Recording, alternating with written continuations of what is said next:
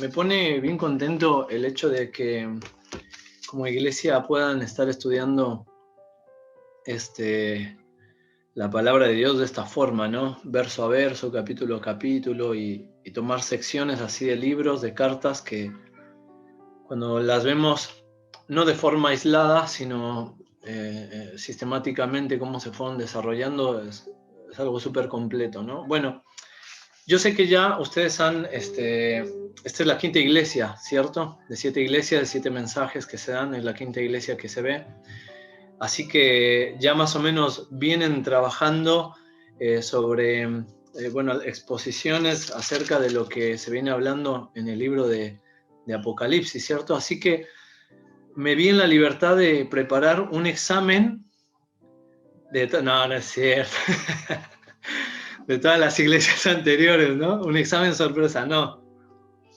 Pero ¿saben algo? Creo que para poder llegar yo hasta el capítulo 3, en la porción de la palabra que me tocó, bueno, tuve que tratar de ponerme un poco al día, ¿no? De leer un poquito antes y un poco después del pasaje que me tocaba, creo que es lo necesario y lo que se tiene que hacer, ¿no? Y voy a hacer una introducción que tiene que ver con la introducción directamente en la carta. Quizá caigo en una repetición de lo que ya han venido diciendo, ¿cierto? Pero quizá puedo llegar a comentar algo que no se ha mencionado y lo veo como una buena oportunidad, ¿no? De saber, de conocer, de aumentar lo que se viene hablando, o simplemente de recordar y que nos quede ahí presente en la memoria. ¿Está bien? Bueno, vamos a ver ahí la carta que Juan escribió, ¿cierto? El Apocalipsis. Y saben, cuando a mí me viene a la mente esta palabra de Apocalipsis, quizá cae en lo mismo que a muchos de nosotros, ¿no? Que empieza a surgir una duda, empieza a surgir así como tipo un morbo por todo eso de, incluso las personas que no son creyentes o que, si lo podemos decir, amigos, conocidos que no conocen mucho el tema de la palabra de Dios, lo toman como un tema así medio tabú, en el cual empieza a surgir algo de duda, ¿cierto? De misterio, y bueno, y la realidad es que Apocalipsis no es nada misterioso. La palabra en sí misma es una palabra griega que cuando la transliteración llega a nosotros, el significado tal cual es revelación, ¿no? Entonces, vemos y nos damos cuenta que el sentido primordial de esto no es ocultar, no es tapar, no es mistificar un mensaje, no es descifrar un mensaje que está oculto, sino por el contrario, revelar, develar, quitar ese velo y proporcionar un mayor entendimiento a lo que el mensaje quiere decirnos, ¿no? A lo que Dios, y en este caso Jesucristo, quiere decirnos. Pero bueno, ya sabemos el significado de Apocalipsis, que es revelación. Ahora, ¿la revelación de qué? ¿Qué es lo que nos tiene que revelar? ¿No? Dios, o qué en ese momento el Espíritu Santo habló a Juan para que él pudiera transmitir eso. Fíjense que Apocalipsis tiene un montón de temas, ¿no? Que son súper, los tenemos ahí, son súper impactantes. Apocalipsis habla del juicio, de los 4 jinetes, del anticristo, de la bestia y de la marca de la bestia.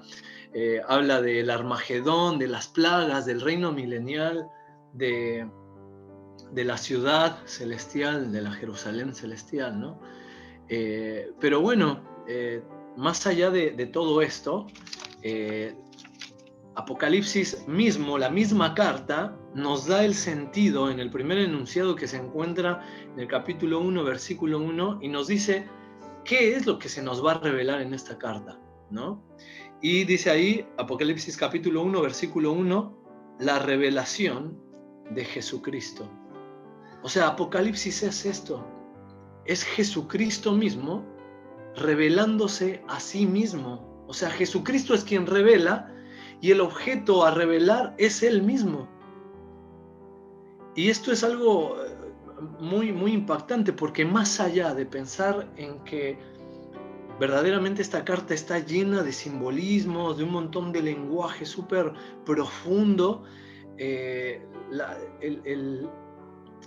el propósito primordial de la carta, según teólogos, estudiosos y eruditos de la Biblia, sería el amor infinito de Jesús, el amor infinito de Dios, el poder de Dios y la justicia de Jesucristo, ¿no? O sea, estas cosas van a ser reveladas a través de la palabra de Dios en Apocalipsis.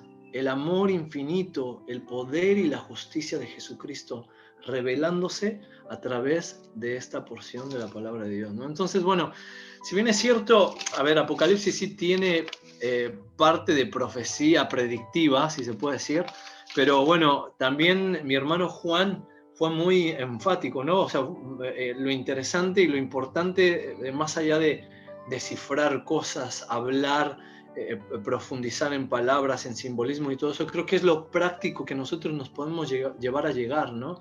O sea, lo que nos podemos llevar, lo práctico que podemos tomar y de la forma en la cual nosotros lo podemos entender y asimilar, ¿no?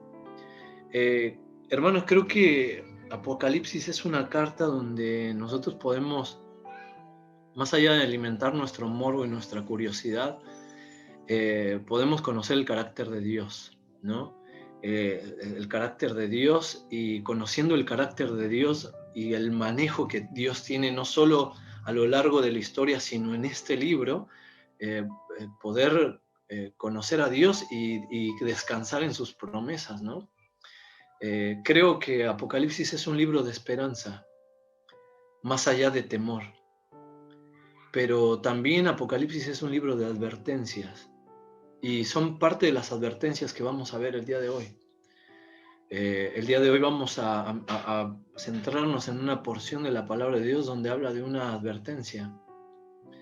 Si lo pudiera definir en 3 palabras, sería: Apocalipsis va a revelar a Jesucristo y la esperanza que Jesucristo nos trae a cada uno de aquellos que creemos en Él. Pero también nos advierte de las consecuencias que se pueden vivir de ser que no crea en Cristo y en el mensaje del Evangelio. Esto es Apocalipsis, ¿está bien? Así que vamos a introducirnos en lo que sería el mensaje a la iglesia en Sardis. Apocalipsis también, la carta nos sugiere un bosquejo, que por ahí lo vieron.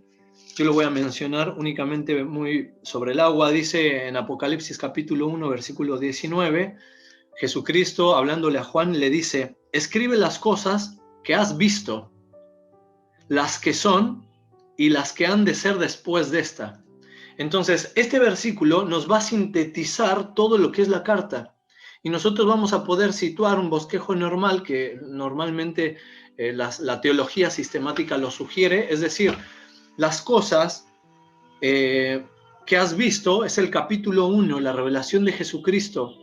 Después, del capítulo 2 al capítulo 3, son las cosas que son, que son el mensaje donde nosotros estamos hablando ahora, el mensaje a las 7 iglesias, ¿cierto? Que estaban en Asia. Y después dice: y las cosas que han de ser después de esta. Esto va a ser del capítulo 4 hasta el final de la carta. Así que bueno, eso quizá lo manejo de una forma general para que nosotros tengamos un panorama de lo que es el Apocalipsis y cómo la misma carta nos sugiere un bosquejo para poder entender todo esto, ¿no? En el capítulo 3 inicia y dice ahí el mensaje a la ICE Sardis, ¿no? A la Iglesia Cristiana Evangélica en calle Sardis. No es calle Sardis, obviamente. Sardis era un lugar, una ciudad, si se puede decir, que estaba geográficamente situada entre montañas, ¿cierto? Entre montañas, ahí habían fundado la ciudad. Había riscos por un lado, había montañas, precipitaciones, era un lugar medio accidentado, ¿no? Esto provocaba que el acceso fuera difícil.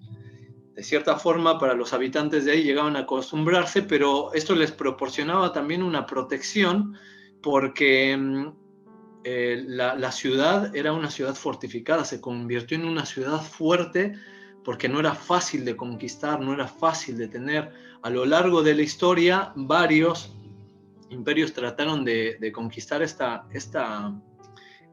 ciudad, ¿no? De hecho, hay menciones históricas en dos ocasiones. La primera, 500 antes de Cristo, la ciudad fue sitiada.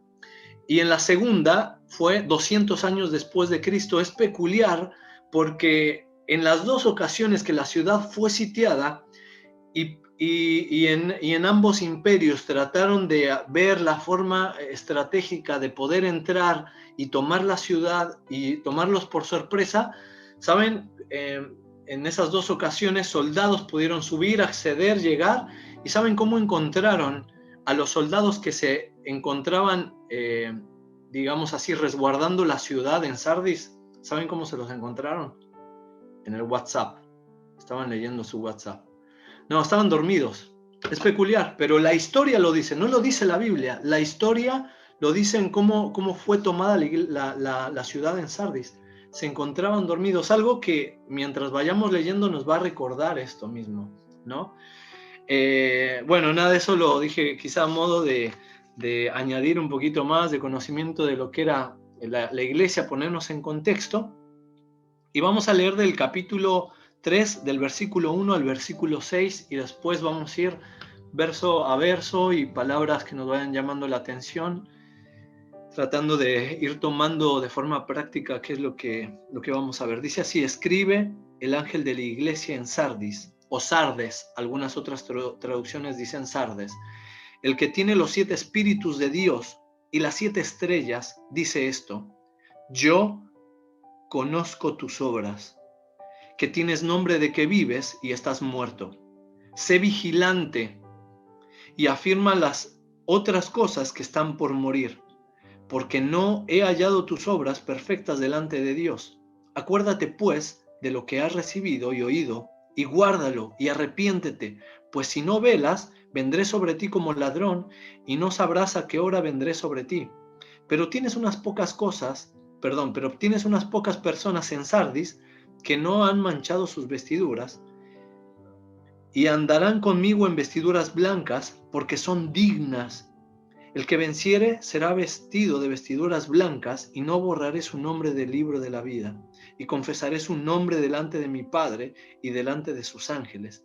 El que tiene oído, oiga lo que el Espíritu dice a las iglesias. Tiene una forma muy peculiar de terminar no únicamente este mensaje, sino en cada una de las iglesias que se fueron mencionando ya, ¿no? Dice: el que tiene oído, oiga lo que el Espíritu dice a las iglesias. Si nosotros pudiéramos mirar el capítulo 1 en el versículo 3, dice: bienaventurado el que lee y los que oyen las palabras de esta profecía. Hermanos, ¿sabe qué quiere decir? Que ya somos bienaventurados, porque tenemos el privilegio y la oportunidad de tener esta palabra, esta revelación en nuestras manos. La palabra de Dios, eso ya nos da la bienaventuranza, doblemente feliz, una persona con una felicidad enorme, ¿cierto? Un privilegio enorme, pero también añade un par de cosas más. Dice: bienaventurado el que lee y los que oyen las palabras de esta profecía y guardan las cosas que en ella están escritas, porque el tiempo está cerca. Vamos a seguir nuevamente allí en el capítulo 3. Y bueno, nada, quería quizá antes de empezar a mencionar algunas cosas, decir que estas porciones de la palabra de Dios, cada uno de estos mensajes son de esas porciones de la palabra que tienen la capacidad de incomodar, ¿no?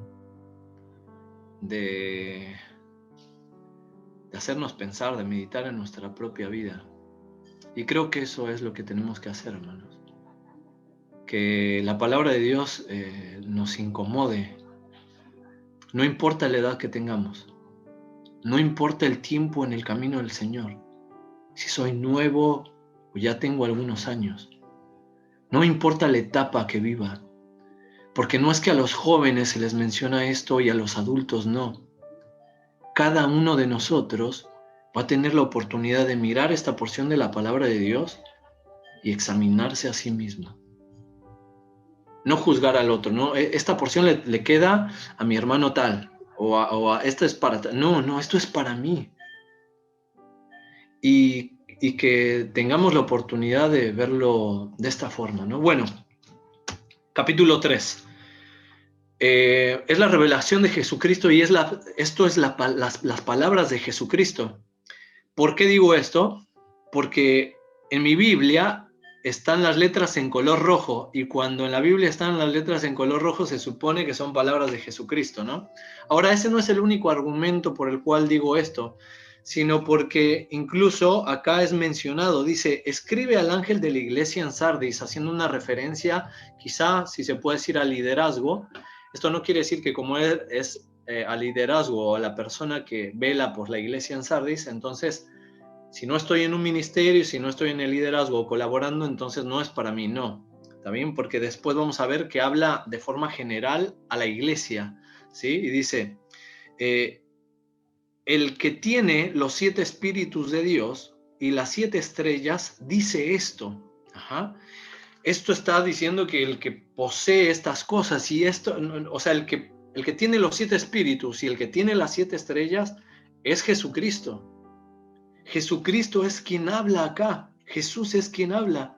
Jesús es quien se revela a sí mismo y Jesús es quien posee el espíritu y las estrellas. Jesucristo mismo, ¿cierto? No nos vamos a meter mucho en el tema de este simbolismo ni nada, pero sí quizá aclarar que esta misma expresión de los 7 espíritus es mencionada en Isaías, ¿cierto? En el Antiguo Testamento. Y lo único que nos quiere demostrar es que la plenitud de la deidad de Dios está y habita corporalmente en Cristo. Es quien tiene el poder de tener esto en sus manos, ¿no? Como dice acá, dice, el que tiene los 7 espíritus de Dios y las 7 iglesias dice esto, y lo dice como una manifestación, como diciendo, dice esto, como diciendo con poder, con autoridad, ¿no? Lo primero que llama la atención, el primer enunciado dice, yo conozco. Yo conozco. Y nos hace referencia a uno de los atributos de Dios, la omnisciencia.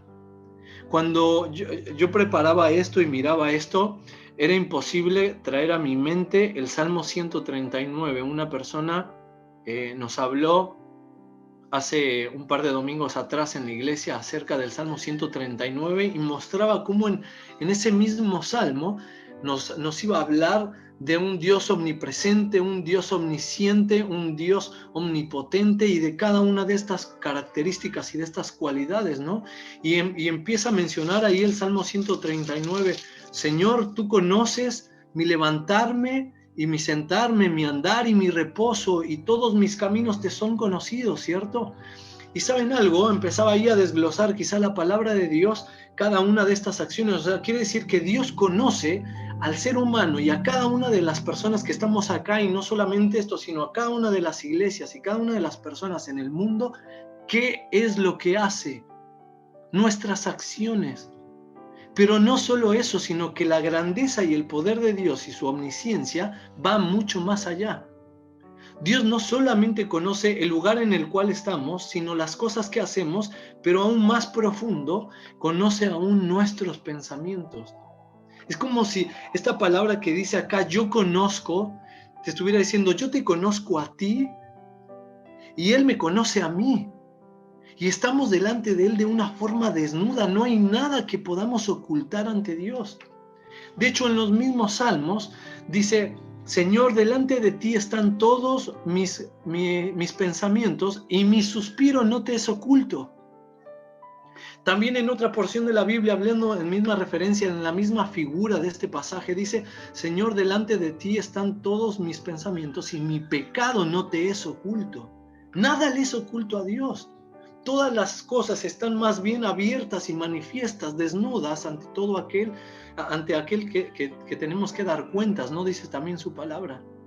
Hermanos, Dios nos conoce de forma individual, de forma personal. Pero también acá, en el contexto de la carta que estamos leyendo, Dios conoce su iglesia. Y no podemos disociar cada una de estas cosas. O sea, yo no puedo disociarme de la iglesia porque soy parte del cuerpo de Cristo, de la iglesia. Yo no puedo decir, Dios conoce la iglesia, porque no, en la iglesia tenemos cada hermanito y sí, los conoce. No, yo soy parte de la iglesia. Dios me conoce a mí de forma individual y de forma colectiva conoce a la iglesia. Ambas cosas. Hermanos, nos conoce a nosotros tan profundo que no únicamente conoce nuestras acciones, el lugar en el cual estamos, sino también nuestros pensamientos y aún más allá de eso, las intenciones de nuestro corazón. ¿A qué me refiero con esto? ¿Con qué intención me visto? ¿Con qué intención gasto la plata? ¿Con qué intención hablo? ¿Con qué intención tengo un ministerio en la iglesia? ¿Con qué intención me refiero a mi esposa? O le digo palabras a mi esposa o me dirijo con las demás personas, porque de la abundancia del corazón también habla la boca, y de esas intenciones son conocidas y están delante de Dios. Hermanos, Dios conoce todo. Por eso Él dice acá, a través de Jesucristo, diciendo, yo conozco, y específicamente a la iglesia le dice, yo conozco tus obras. Es impactante porque después de que nosotros acabamos de leer la carta, nos habla de que Él conoce las obras de una iglesia que está muerta. Dice, yo conozco tus obras, que tienes nombre de que vives y estás muerto. Y tú dices, ¿y cómo puede ser que una iglesia que está muerta tenga obras? Y sabes, verdaderamente Dios conoce cada una de las cosas que tenemos y que hacemos incluso. Y como te decía, las intenciones de nuestro corazón. Y en medio de esas intenciones del corazón o de la apariencia que nosotros demos, Él conoce y sabe distinguir las obras que nosotros hacemos. Si son buenas o no, si son hechas en la voluntad de Dios o no, si son hechas también en la santidad que Dios merece. Y sabe, dice ahí, yo conozco tus obras, y hablaba a una iglesia que tenía obras.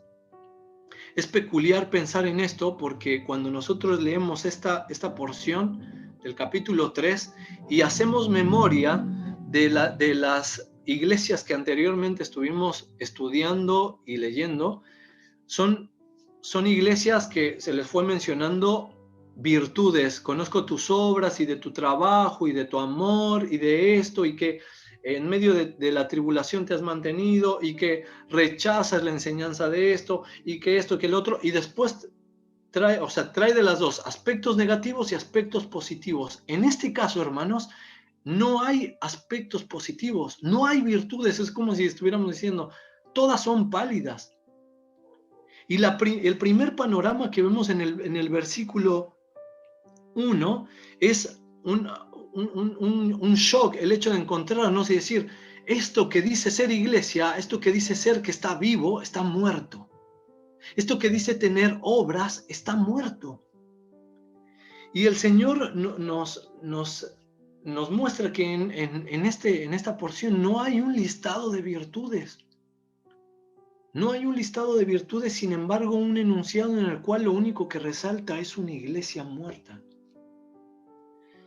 Me trae a la memoria en el Sermón del Monte, cuando, no lo busquen, en el Sermón del Monte, si es que están anotando, Mateo capítulo 7, en el versículo 21, va a mencionar algo que también me pone los pelos de punta, ¿no? Dice ahí, después de estar hablando acerca de los dos caminos, de las dos puertas, de las dos entradas, el camino angosto, todo eso, después de dar ese mensaje, va a mencionar esto que dice de la siguiente forma en el versículo 21. Dice, no todo aquel que me dice Señor, Señor, entrará en el reino de los cielos, sino el que hace la voluntad de mi Padre que está en los cielos. ¿A qué me refiero con esto? ¿Qué tiene que ver este pasaje con el pasaje de Apocalipsis? ¿Sabes por qué? Porque en el versículo 22 dice, muchos me dirán en aquel día, Señor, Señor, ¿no profetizamos en tu nombre? ¿No? ¿Y en tu nombre echamos fuera demonios? ¿Y en tu nombre hicimos muchos milagros?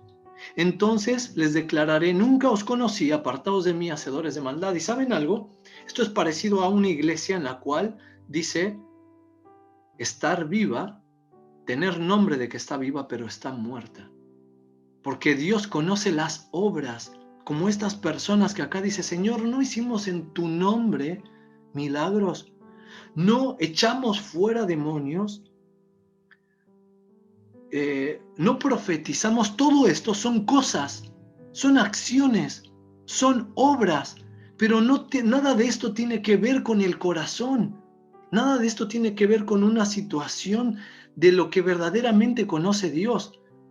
No tiene que ver con una apariencia. ¿Y sabes algo? Regresando nuevamente a Apocalipsis capítulo 3, dice: yo conozco tus obras, que tienes nombre de que vives y estás muerto. Y esa expresión, que tienes nombre, en ese entonces, quizás si lo pudiéramos traducir cómo se utilizaba eso, esa expresión es que tienes fama de que vives y estás muerto, que tienes una reputación. Es como decir, la gente sabía que había una iglesia ahí. La gente sabía que supuestamente conocían a un Dios. La gente sabía que esas personas se reunían. La gente sabía de esta iglesia. Tenía fama de ser una iglesia. Pero ¿sabes algo? A Dios no le importa la fama. No le importa lo que se diga de ti o de mí. A Dios le importa verdaderamente lo que Él conoce. Y Él conoce tu corazón y el mío. Hermanos, esto, cuando yo lo leía directamente, me pegaba en mi comunión. En mi comunión, en lo que yo soy con el Señor, en mi integridad, en lo que soy cuando estoy solo, en lo que soy en mis pensamientos, en lo que soy delante de Dios. No en lo que ven los hermanos el domingo, no en lo que vemos presencialmente por las redes sociales, lo que se puede percibir, no en una falsa espiritualidad. Toparnos con una iglesia con estas características y que el Señor nos llame a que reflejemos nuestra vida en esto es fuerte. Para mí es fuerte, hermanos. Porque tenemos que examinar nuestras propias vidas. En Corintios dice: examinaos vosotros mismos si es que estás en la fe. ¿O qué? No os conocéis a vosotros mismos a menos que estéis reprobados, dice la palabra de Dios. ¿Qué quiere decir esto? Que no llevemos a un examen nosotros a los hermanos, no llevamos un examen nosotros a nuestra propia iglesia. No nos corresponde a nosotros criticar o examinarla de tal forma que emitamos un juicio. No nos corresponde. El único que puede emitir un juicio ante las iglesias es Jesucristo, porque a Él le pertenece la iglesia. Él la redimió con su sangre. Pero a ti y a mí sí nos corresponde hacer un autoexamen. Examinaos a vosotros mismos. Es lo que hacemos también en la cena, ¿no? Un examen de en qué condición está mi corazón y mi relación para con Dios. Me llama mucho la atención cómo es de impactante el versículo 1, pero cómo continúa en el versículo 2. Porque si esto fuera escrito por Misael y le habla a una iglesia que supuestamente está viva, pero en verdad está muerta, Misael emitiría un juicio. Ah, sí, bueno, tienes fama de que estás vivo, pero la realidad es que estás muerto. Bueno, entonces, ¡pum!, vas a vivir esto y vas a vivir las consecuencias y va a pasar esto y lo otro y así. Pero ¿sabes algo? ¿Recordás que el tema de Apocalipsis, la revelación de Jesucristo, no es un tema en el cual nosotros vamos a ver a un Dios airado, un Dios enojado, un Dios que únicamente juzga y que castiga, sino que vamos a ver la revelación de Jesucristo en un mensaje que viene totalmente del mensaje del Evangelio, y es un mensaje que nosotros vamos a poder ver acá. Es un mensaje de amor infinito, un amor inagotable, un amor incondicional. Y dice ahí en el versículo 2, en lugar de Jesucristo enjuiciar, Jesucristo recomienda. Jesucristo advierte, pero advierte también dando algunas recomendaciones. A partir del versículo 2 va a empezar nuestra enseñanza, quizá, nuestra forma práctica, hermanos. En primer lugar, nosotros nos tenemos que examinar y ver de qué fama de qué tenemos, ¿no? Y después, acá la forma en la cual Jesucristo propone revertir la situación, porque Él es lo que hace, propone revertir las situaciones a partir de 5 cosas, 5 consejos. El primero dice: sé vigilante. Sé vigilante. Y quizá lo pude mirar a través de los verbos que se podían ver, ¿no? De los imperativos que Él mismo decía. Sé vigilante, no es una opción. Vas a tener que velar en tu vida y en la mía. Primera de Pedro, capítulo 5, versículo 8, dice: sed sobrios y velad, porque vuestro adversario, el diablo, como león rugiente, anda alrededor buscando a quién devorar. Y habla acerca de esa sobriedad y de ese velar, la forma adecuada. ¿Recuerdas cómo empezamos históricamente recordando a este pueblo de Sardis, que los agarraron dormidos? Y este llamado es a velar, a estar atentos, a estar con nuestros sentidos en atención, a saber discernir y hacer una introspectiva en nuestra vida. Quiero ser bien claro, como hijos de Dios, hermanos, no creemos en la psicología, no creemos en que un hombre pueda llegar a conocer el psiquis, el alma. El que creó el cuerpo, el alma y el espíritu es Dios, y Él es la única persona que puede trabajar en estas áreas y penetrar hasta lo más profundo y atravesar nuestros huesos y los tuétanos y el corazón con su palabra.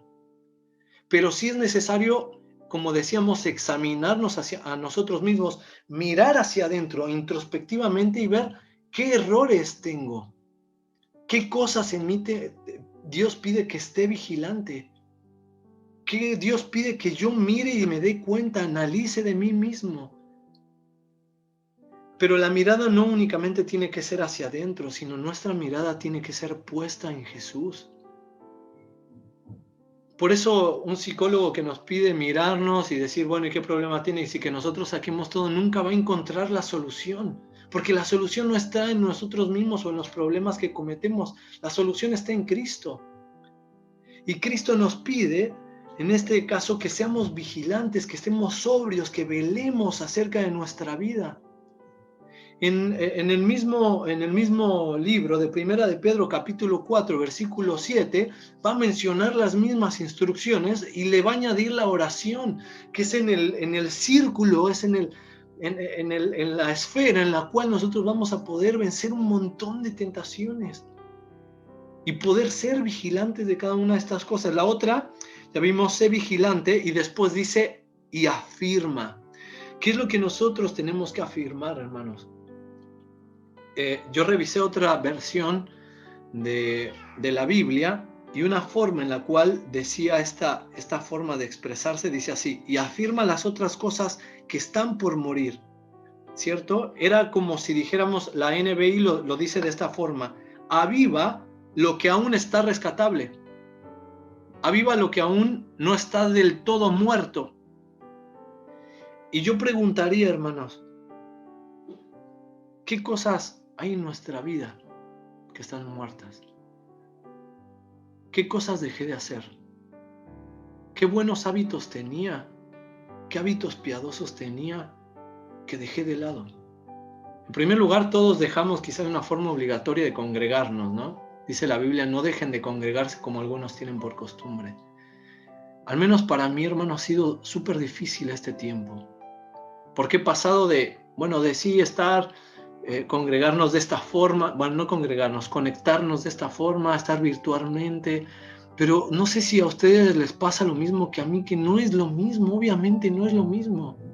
Dios nos dio una fe personal, pero nos creó como hijos suyos para habitar en una comunidad porque somos parte de su cuerpo. Yo los necesito a ustedes necesitan al resto de los hermanos, yo necesito a mis hermanos. Y dejamos de congregarnos, ¿no? Pero junto con todo eso, un montón de cosas más. ¿Cuántas veces el encierro lo único que nos demostró era que teníamos tiempo, pero que no lo utilizábamos bien? ¿Cuántas veces nos demostró o nos defraudamos a nosotros mismos y dejamos de hacer cosas y pensamos, a ver, empezó el año, llevamos 1 mes y 19 días, ¿no? ¿Y cuántos propósitos empezaron ahí a surgir? ¿Y cuántas cosas empezamos a proponernos? Adelgazar, ejercitarnos, el gimnasio, empezar esto y lo otro, pero en cuanto a las cosas de Dios, no todo. ¿Qué cosas he dejado que tendría que adoptar y volver a agarrar con firmeza? Agarrar mi Biblia, mi tiempo en devoción con Dios, mi tiempo personal con la palabra de Dios. Y decir, esto es lo que no tiene que morir. El desánimo, al menos personal, por decir, hay cosas que se están enfriando en mi vida, en mi corazón. Y obvio quizás porque no estamos congregando, obvio quizás porque no tenemos el ánimo de las personas pronto, obvio quizás porque no es lo mismo estos medios que el hecho de vernos y amarnos, exhortarnos, motivarnos unos a los otros en cada una de las cosas que nos enseña la palabra de Dios, ¿no? Pero qué importante el recordatorio. Afirma las cosas que están por morir. Hay que avivar nuevamente eso y volver a hacer aquello que dejamos. Yo recuerdo el consejo de un pastor cuando estaba en México y yo iba y decía, bueno, me está costando mucho esta área en mi vida. Y quiero parar un poco en el ministerio, quiero bajar un cambio en cosas, en responsabilidades. Y me decía, está bien, lo que tú me quieres decir es que quieres dejar de hacer algo bueno para entonces hacer algo malo libremente. Y yo entendí y me di cuenta, claro, o sea, yo no tengo que hacer morir lo bueno que estoy haciendo. Tengo que en santidad buscar a Dios. Tengo que ponerme a cuentas y buscar y hacer vivir, reavivar esas cosas que están por morir. Cada uno de nosotros tiene que identificar esas cosas. El siguiente dice, afirma las otras cosas que están por morir porque no he hallado tus obras perfectas delante de Dios. A ver, ¿cómo no he hallado tus obras perfectas delante de Dios? Si es una iglesia que a pesar de todo, de que no se le mencionan virtudes, pero dice, yo conozco tus obras. ¿Y saben por qué? Es porque hay veces que nosotros hacemos cosas por hacer. Cumplimos el ministerio por cumplir. Vamos y hacemos las cosas por costumbre, por inercia. ¿Por qué predicamos? Y bueno, porque teníamos que predicar. ¿Y por qué fuimos a la radio? ¿Y por qué siempre tenemos que estar en la radio? ¿Y por qué nos conectamos? ¿Y por qué siempre nos conectamos en este horario? Porque es un horario en la agenda, porque ya lo habíamos estipulado en la iglesia. Pero ¿cuánto de eso verdaderamente llega a ser parte de un ministerio porque nosotros lo necesitamos? Porque lo hacemos en las mismas condiciones que Dios las pide, dice la palabra de Dios, pero sin fe es imposible agradar a Dios. ¿Cuánto de fe se necesita en nuestro ministerio? De tal forma que necesitamos, a pesar de que sea en línea, a pesar de que no sea presencial, a pesar de que no sea como antes, tenemos que hacerlo a través de la oración y depender de Él por causa de la fe en oración. Y orar por nuestros hermanos y seguirlo haciendo con la misma dependencia. Nos encontramos con una iglesia que hacía cosas sin importarle en la condición que estaba su corazón, porque estaba acostumbrado a hacerlo, porque siempre lo hicimos así, porque se había hecho parte de una tradición quizá, teniendo un corazón que no era el correcto. Sin embargo, bueno, está ahí esa advertencia diciendo que Dios no ha hallado las obras perfectas delante de Él. Es como si dijeran, está bien, todo el tiempo que invertiste, todo lo que gastaste, todo lo que dijiste, no me gustó, no me agradó igual. Es como si lo que hiciéramos le agradara únicamente o lo hiciéramos para los hombres, ¿cierto? Dice el versículo 3, acuérdate. Ya vimos, sé vigilante, afirma, y ahora acuérdate. Dice, pues, de lo que has recibido y oído. Hermanos, al menos yo llego a esta porción y es como si viera apenas un rayito de luz, ¿no? Es como que después de agarrar y decir, está todo mal, yo estoy viendo en mi vida, me estoy viendo a mí mismo, estoy viendo hipocresía, estoy viendo falta de de integridad, estoy viendo que Dios conoce mi corazón, mis pensamientos, estoy viendo mis fallas incluso en el ministerio, estoy viendo un montón de cosas y en medio de todo eso Dios empieza a dar oportunidades, pero cuando llega acá y me dice acuérdate, ¿saben qué quiere decir? Que yo tengo que regresar a un momento atrás. Dice, acuérdate pues de lo que has recibido.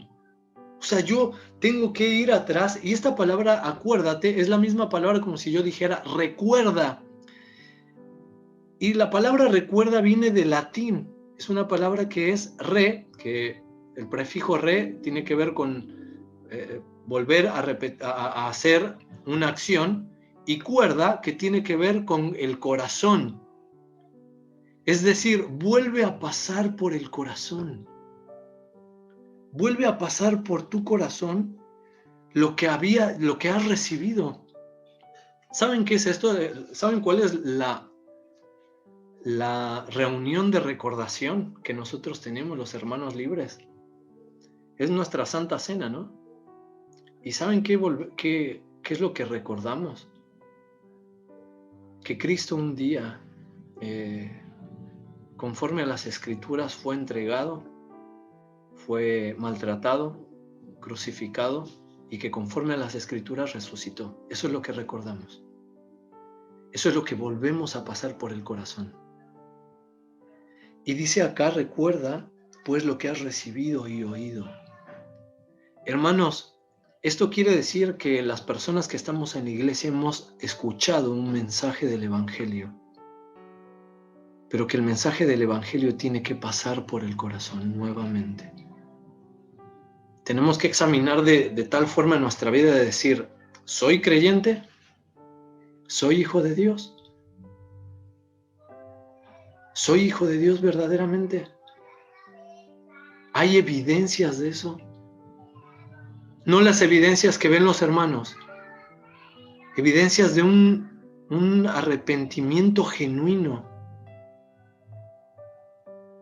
Y que cuando nosotros examinemos eso, entonces, si no es así, esto es una oportunidad de ser vigilante, de afirmar, pero también de acordarme de que la fe viene por el oír y el oír por la palabra de Dios.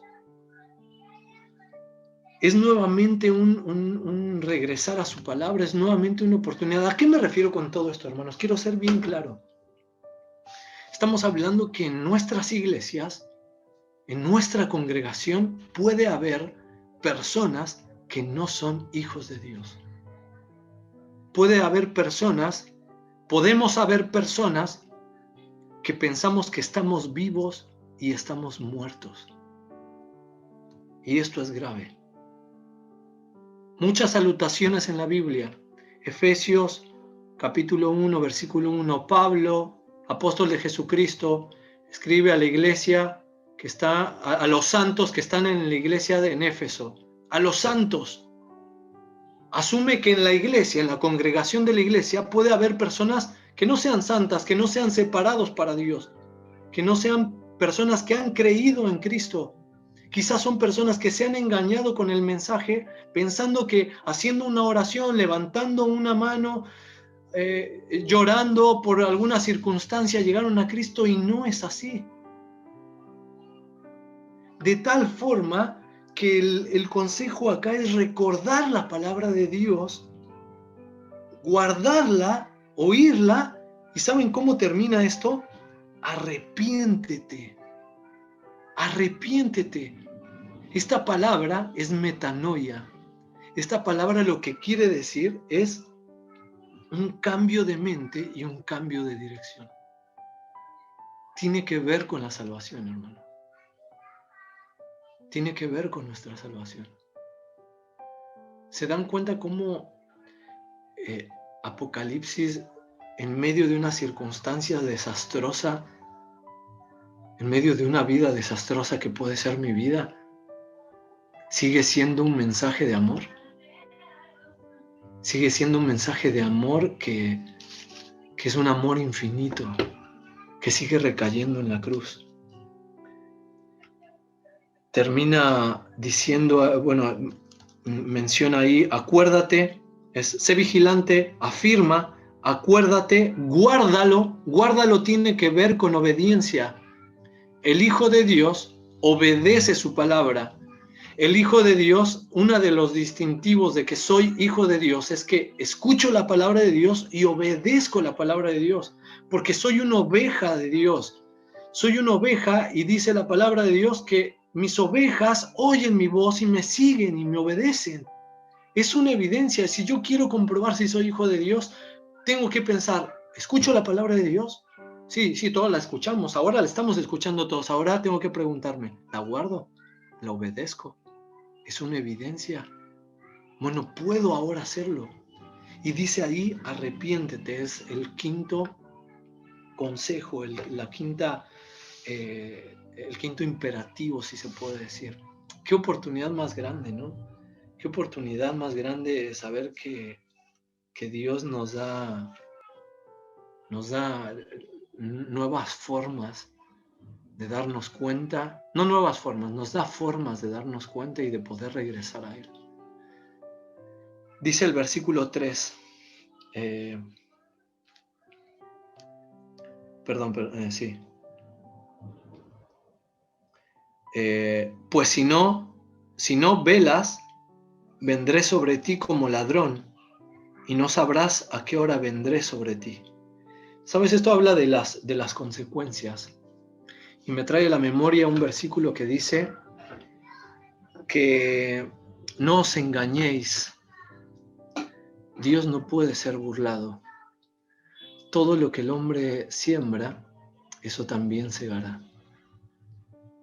Hermanos, Dios no puede ser burlado porque Él nos conoce. Yo puedo engañarlos a ustedes, yo puedo engañar a mi iglesia, pero Él conoce mi corazón y habla de las consecuencias y dice que Él va a venir como un ladrón en un momento que no esperamos. Dios es misericordioso, pero también es justo y Apocalipsis, la revelación de Jesucristo, habla de la justicia de Jesucristo. Y Él no va a dejar sin hacer justicia ninguna situación. Dice ahí en el versículo 4, pero tengo unas pocas personas en Sardis que no han manchado sus vestiduras y andarán conmigo en vestiduras blancas porque son dignas. Siempre a lo largo de la historia de la palabra de Dios, hubo gente en medio de un pueblo impío, de gente desobediente, de personas malas. Siempre hubo un grupo de personas que Dios las preservó para sí, ¿no? Que siempre estamos y conocemos acerca de ese remanente fiel, ¿no? Siempre va a haber dentro de las iglesias personas que han guardado el nombre de Cristo a pesar de que hay una iglesia muerta. Y esto es parte de que Dios verdaderamente conoce quién está en la iglesia. Dice, en medio de todo este desastre hay gente que aún me ama, hay gente que es limpia, hay gente que es digna. En el versículo 5, nuevamente voy a mencionar 3 promesas, hermanos. Apocalipsis es un libro de esperanza. Y la única esperanza que tenemos no es en que las cosas van a ir mejor con la vacuna, o cuando todo esto se regularice, la economía va a regresar a la normalidad. Esa no es una esperanza. La esperanza es la que descansa en Dios, la que descansa en lo que Cristo ha prometido, ¿no? Y ¿saben qué es lo que ha prometido Cristo?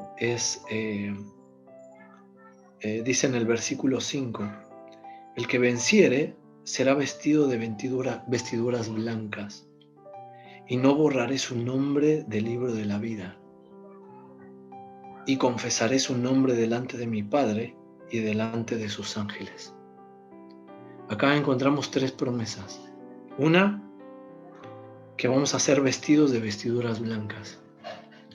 Limpieza de nuestro corazón, dignidad. La dignidad no la poseemos nosotros, la dignidad nos las da el hecho de haber sido limpios con la sangre de Cristo.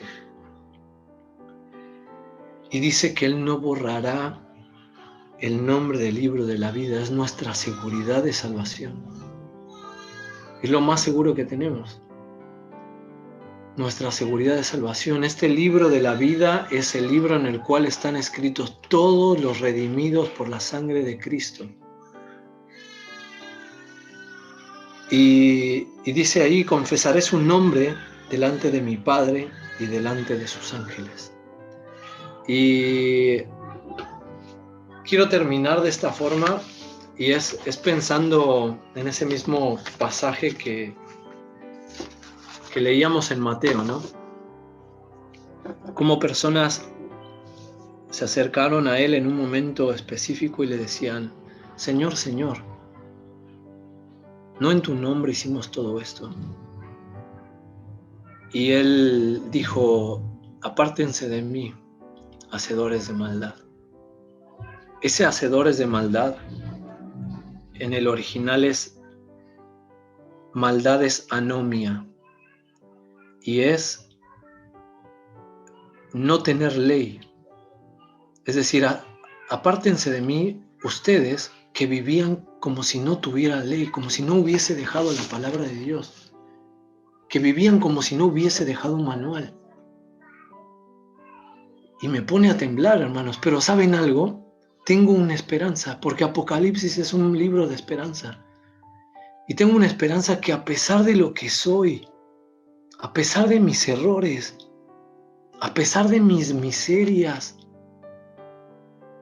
la única virtud que tuve y el privilegio en la gracia de Cristo, en los méritos de Cristo, no en méritos míos, fue haber creído en Cristo Jesús.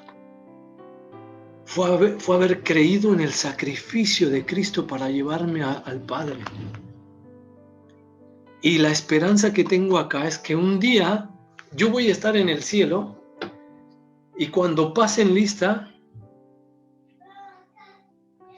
el Señor va a decir, Misael, y yo voy a decir, acá estoy.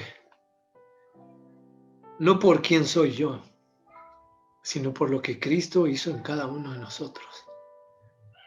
No lo merecemos, no lo merezco. Y que sea la oportunidad de que cada uno de nosotros pueda examinar su propia vida, ¿no? Y que la palabra nos haga temblar, pero nos haga anhelar también ese momento, esa esperanza, ¿no? Que descansa en su palabra. Un día le veremos, un día vamos a estar ahí. Y yo espero por ese momento, hermanos. Oramos y agradecemos a Dios, ¿sí?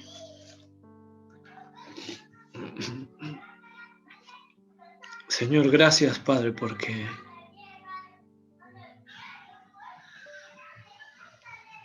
tenemos tus promesas, Señor, tenemos tu palabra. Gracias por tanto amor. Gracias, Señor, por un libro como este que no quiere asustarnos. Quiere advertirnos, Dios. Y lo primero que nos pides es que nos miremos a nosotros mismos. Que podamos mirar la condición de nuestro corazón y podamos verte a ti y que tú conoces todo. Conoces lo que soy. Dios, y si hay alguien en este momento, en esta iglesia, dentro de mis hermanos, alguien que piensa que algún día entendió, pero verdaderamente no está viviendo como a ti te agrada. Si hay alguien dentro de mis hermanos que se ha estado engañando a sí mismo, que piensa haber entendido un mensaje, pero que nunca lo hizo propio, nunca lo adoptó para su corazón.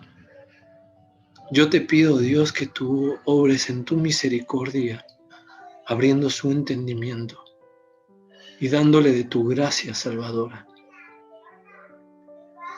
Y que esa fe, Señor, pueda ser depositada en Cristo y que pueda conocer de Cristo como su Salvador. Dios, que podamos dejar la hipocresía y que podamos avivar aquellas cosas que aún no están muertas. Gracias, Padre. Gracias, Padre, porque mi esperanza no descansa en lo que yo puedo hacer en mis obras. Gracias, Padre, porque mi esperanza descansa en tus promesas. Te agradecemos, Dios, en nombre de Cristo Jesús.